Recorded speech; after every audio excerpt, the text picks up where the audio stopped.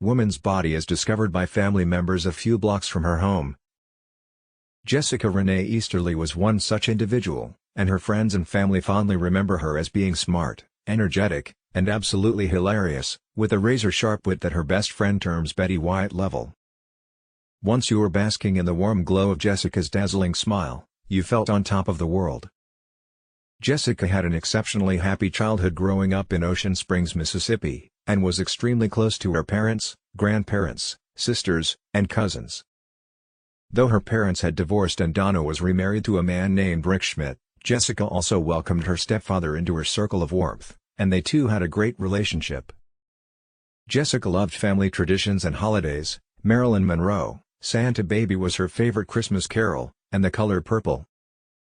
In around 2010, Jessica fell in love at first sight with Justin Durning Jr. The marriage came with what Jessica considered an enormous bonus. Justin had a daughter, Gracie, from a previous relationship, and Jessica dove into motherhood with her typical enthusiasm and warmth. On August 12, 2019, Maria missed 2 calls on her phone but picked up the third. Maria was completely willing to come to her friend's aid, but she lived several states away in Mobile, Alabama, and was unable to arrange for childcare that day. She didn't want to take her children with her since she knew how volatile Justin was and felt that the situation could potentially be dangerous.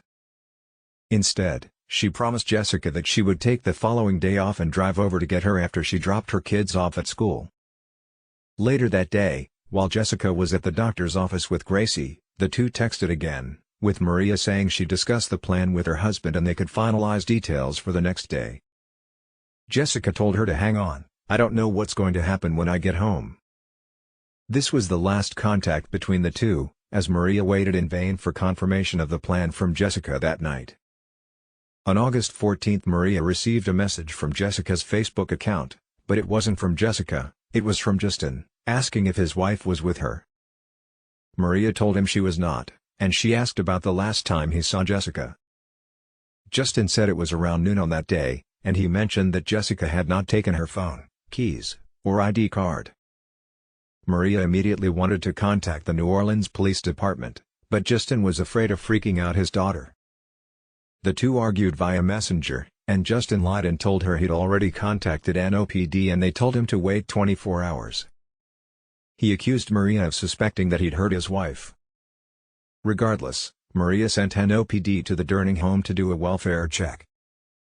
That same day, Justin again messaged Maria, who by now was certain something terrible had happened to her friend. She created and shared a missing person poster for Jessica, which enabled her to contact Jessica's sisters Audrey and Amanda, who ultimately became the driving force in moving the investigation forward. When Jessica's birthday passed on August 17 without any contact, both the sisters and their cousin Doug decided to travel to New Orleans to meet with detectives and arrange a search party. Driving a few blocks from the home Jessica shared with Justin, the family noticed a foul odor, prompting them to pull over and search on foot. Despite the condition of the body, which was clad in black shorts, a black tank top, and black shoes, the family knew immediately it was their beloved sister and cousin.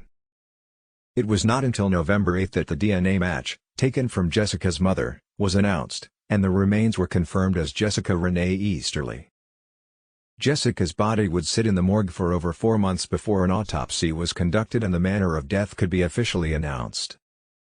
He further confirmed that the advanced state of decomposition in which the body had been found had limited toxicology testing to the liver, which had tested positive for methamphetamine and bupropion, a medication commonly used in the treatment of the bipolar disorder, with which Jessica had been diagnosed. Meanwhile, the month after the DNA match was announced, Justin created 2 GoFundMe sites to raise money for a memorial service for Jessica. Jessica had made her living, perhaps due to her disability, perhaps as a result of coercion from her husband, or perhaps by conscious choice and agreement, by performing with Justin in the adult entertainment industry. In fact, after Jessica's remains were found, Justin hid the fact of her death from her colleagues and fans in the industry, continuing to pose as Jessica online in order to sell lingerie, shoes, and other personal items. However, after the DNA match was announced, Justin could no longer sustain the fiction that Jessica was alive. In January 2020, Justin was detained for a 24-hour psychological observation period after he approached a woman in a bar who was also named Jessica. He told her his wife's name was Jessica and that she had died by suicide, and he insisted she takes all of Jessica's clothes. Luckily, her friend recognized Justin from social media posts regarding Jessica's death and called the police. Justin was detained but not formally questioned, and then released after 24 hours. After the autopsy was conducted, Jessica's stepfather and her sister Audrey met with New Orleans Police Department detectives. At the meeting, they were told that Jessica's death, which had been classified as undetermined, was now considered a cold case. Authorities offered theories of accidental death and drug overdose to the family, who adamantly disagreed and instead wanted the case investigated as a homicide.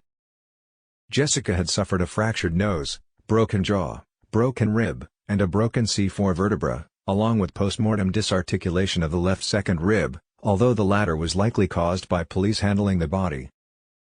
They stated that her body would be released to her next of kin, her husband Justin, for burial, but he did not claim the body and she remained in the morgue.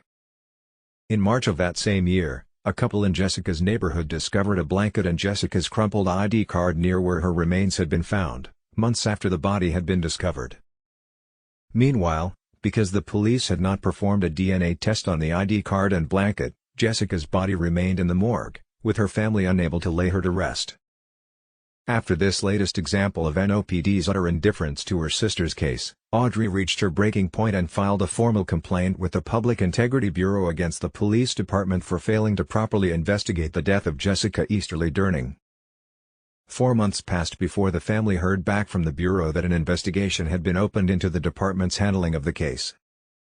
Jessica's body was ultimately turned over to her devoted family in February 2021 after lingering in the morgue for an unbelievable 530 days. Authorities were unable to reach her disinterested husband, nor did he attend the small gathering to say goodbye to Jessica that her family had arranged.